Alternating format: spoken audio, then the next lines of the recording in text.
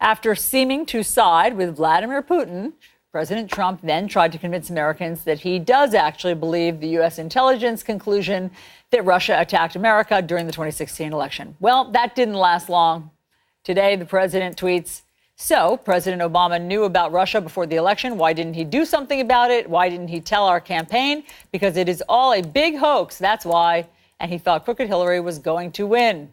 Joining us now is Michael Caputo. He's a former aide to the Trump presidential campaign. Good morning, Michael. Good morning. How you doing, Allison? I'm doing well. So what do you say to Americans who cannot unhear what they heard in Helsinki last week, where the president stood next to Vladimir Putin and seemed to side with President Putin, that President Putin was very strong on his denial and that it was America who had been foolish and stupid? Well, this is one of those rare occasions where I break with the president. In July of 2016, I called out Russia for releasing those emails right before the Democratic convention. I lived in Russia for quite a while. I know how the Russian government works. I got an idea as to how Putin works. I think the president has a hard time with this because so much of the opposition to the president says that they talk about the Russian meddling in the election as if it has some indication that there was Russian collusion on the Trump campaign. The president doesn't like that, and he reacts that way. Yeah. Look, I appreciate your candor. I appreciate your candor saying that this is one of the rare places that you break with the president. And I think that that's really helpful because you are an avid, ardent supporter of his. But something else happened in Helsinki. It wasn't just that he conflates collusion and meddling, as we know. It was that he denigrated the U.S. He insulted the U.S. on the world stage while he stood next to Vladimir Putin. Why did he do that?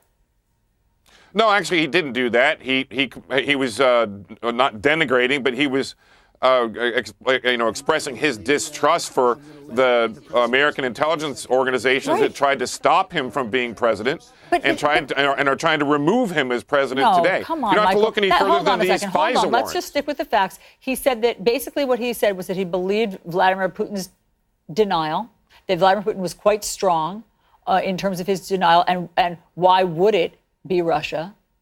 And he said that that America had been foolish. I believe that you don't have to look any further than these FISA warrants, that information that was released late on Friday, to see that the intelligence community was dishonest from the very beginning when they were pursuing the opportunity to spy on the Trump campaign. Listen, it was 192 days ago at 8:33 in the morning when the president tweeted about FISA, saying that the Congress is about to reauthorize this and it may have been used to spy on his campaign. As we know today, he was absolutely right 192 days ago. Hold on, Michael, a couple things. Absolutely right. First of all, let's fast forward to 1 week ago. It was 1 week ago that we were in Helsinki, and you're not answering my question. Why did he stand on the world stage and insult America? I believe that you're wringing your hands over something that is not true. The president expressed his displeasure and disbelief in findings of an intelligence committee that was trying to run him out of office. That's not what he did. Allison, if you don't see, listen, if you we've don't got see, it. Look, Michael, hold on a second. We have the actual soundbite. Let's play it, and then you can explain what he was thinking. Listen to the president. I hold both countries responsible. I think that the United States has been foolish. I think we've all been foolish. We should have had this dialogue a long time ago. He holds both countries responsible for Russian meddling. The United States has been foolish. How do you categorize that?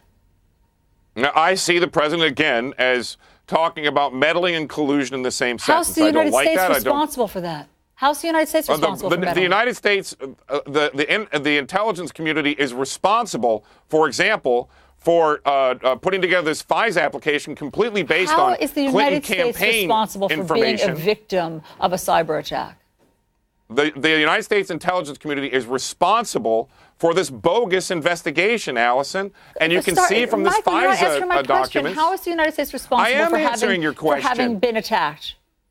The president, I understand, as I said before, that the president was conflating the two issues. I don't like when he does that. I don't like when you do it. The collusion does not. Because when you talk about the Russian meddling, which I believe is correct, too many people in the media equate that to Russian collusion by the Trump campaign. That's not what we're talking about, Michael, and you know it. What we're talking about is that there was a cyber attack on the United States, and the president of the United States stood on the world stage next to Vladimir Putin, who was responsible for that cyber attack, and said the United States had been foolish and the United States was to blame. And he blamed, I blame both countries. Well, you and I aren't going to agree on this, Allison, but I can tell you this. Those are his the intelligence words. community's misuse, if you'll give me a moment, and the intelligence committee's misuse of the FISA system is the reason why the Department of Justice is stonewalling the Congress on FISA documents. It's the reason why the Department of Justice is stonewalling the Manafort defense team on FISA documents. I mean, in the end of the day, I agree with Alan Dershowitz. There are 300 pages of this 400-page FISA document that are redacted. Anybody this summer who's reading a great novel, just rip out 3/4 of the pages of your book and throw it in the pool and tell me if you know the story. Well, the listen, redaction was covering Michael. up incompetence, and it's that incompetence that the president is referring to when he doesn't believe the people who were trying to run him out of office. Michael, do you remember when Barack Obama went abroad and there were so many people in the right-wing media who said it was an apology tour? Yes, I do. And let me tell you, Did you Allison, think that President Trump was on something of a Blame America tour a week ago? I don't, but I also don't agree with the difference? I don't agree with the president talking about the American government overseas that way. I don't agree with the congressmen and senators and political hacks who were beating him up all the way while he was on his way over there. We're all talking about America overseas now. All sides of us are. He's the president, the and Congress, he was overseas we all are. criticizing the United States. I'm just wondering, Michael, have you shared your feelings about that? I appreciate you saying that you break with the president on this. Have you shared your feelings about that with the White House? I have. Listen, everybody in the White House, people on the campaign know that that's how I feel. I caught a lot of heat for it in July of 2016 when I said it. I haven't backed off of it. I disagree with everybody on at least one thing, even my beloved wife. So at the end of the day, I think the president understands where I am on this. He disagrees with me, and we move on. Okay. Just like you should, too. Listen, it's very hard to unhear what we heard a week ago. But you're going to have to, and the hand-wringing's got to stop. Why do we have to? Why do we have to unhear how the? Hold on. Here's the question: Why do we have to unhear how the president of the United States denigrated the United States overseas? Why would we ever want to unhear that instead of having that knowledge?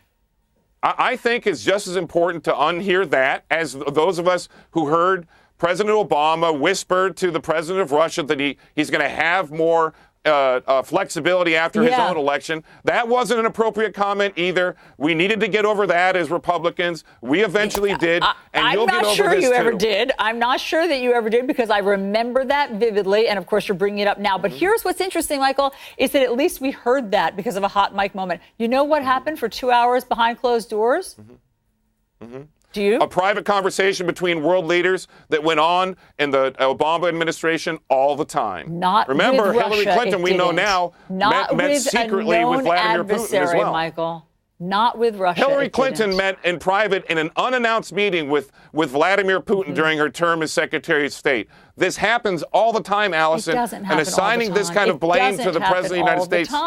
It does. Listen, we have all of the intel chiefs. You think that DNI Coates, you think that happens all the time where he's surprised by a revelation that is being announced to him live on camera with Russia? It doesn't. These are unusual times, Michael. I love Dan Coates. I got a lot of respect for him. What he did out in Aspen was despicable, and I'm glad he apologized for it. What did you want him to do when it is sprung on him, the breaking news that Vladimir Putin has been invited to the White House? Well, first of all, I don't think I'd want him going out to Aspen in this liberal conclave. That's what is really bothering you. That's what really bothers you. No, that's the elite. What really bothers me. Why me, didn't he Allison, know that? You want to know something? You know what really bothers me? And here it is. I don't like the way that Congress sold FISA to the American people. They lied to us about that pig in a poke. The Congress lied again to the president on January 11th, 2018, when he expressed some doubts about FISA so that he would sign the reauthorization. Michael, I don't like the way the president FISA, and the American people were lied to about this. These were four Republican-appointed federal judges. They all saw the probable cause to figure out what Carter Page was doing. Carter Page had said he was an advisor to the Kremlin. They had information that perhaps Carter Page had somehow, maybe even inadvertently, been turned. You don't want the FBI to investigate that when they find out that information?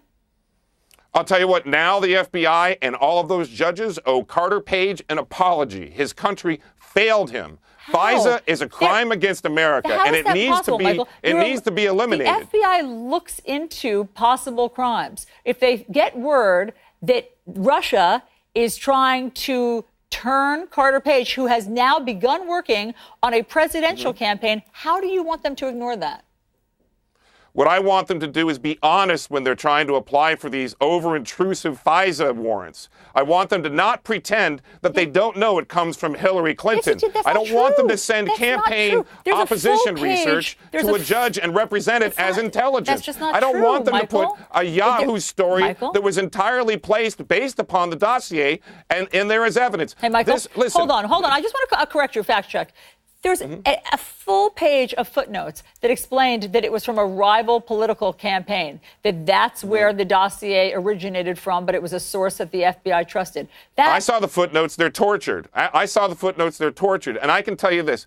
Director Comey said in interviews, and I believe in front of Congress, that the FISA warrant was based on a broad mosaic of facts. And as we know now, it was based almost primarily How do you on know this that it was bogus. Based primarily on the dossier? That doesn't say that. Look at the document you got. No, there's a portion of it that was based on the dossier because they trusted Christopher Steele because he'd given them good intel in the past. Everything we saw there was based on the dossier. There was a big portion of it that was based on George Papadopoulos running his mouth and the Australian diplomat in a bar hearing it and being so concerned that they called over to the State Department. So I don't know where you're getting your percentage. Shocker, an Australian diplomat who organized a multi-million-dollar donation to the Clinton Global Initiative got involved in that. I wonder how that happened. Maybe because George Papadopoulos was running his mouth off drunk, which was a fact. That he had that Russians had offered dirt on Hillary Clinton.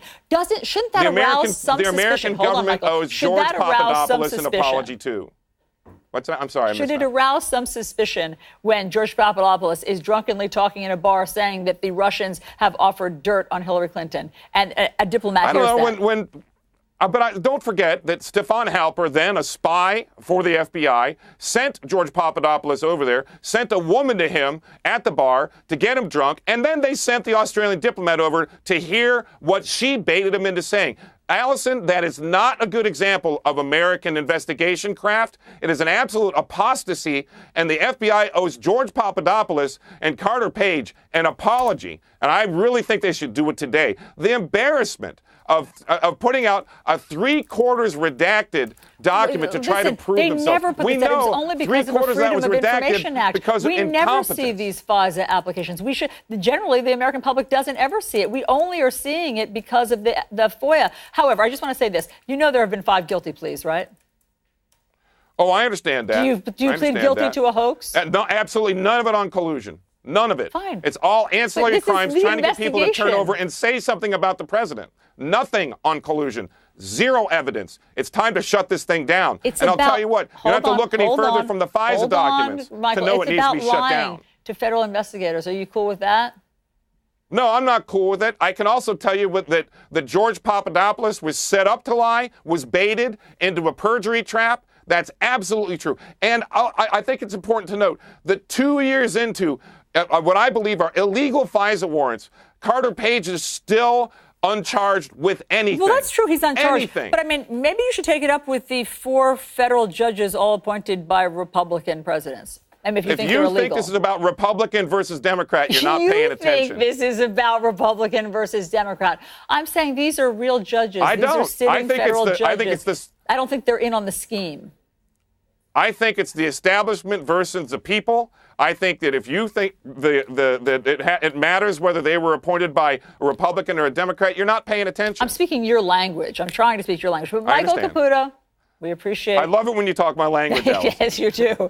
We appreciate you coming in with your interesting perspective. Thank you. Allison, you have a great week. Thank you. You too.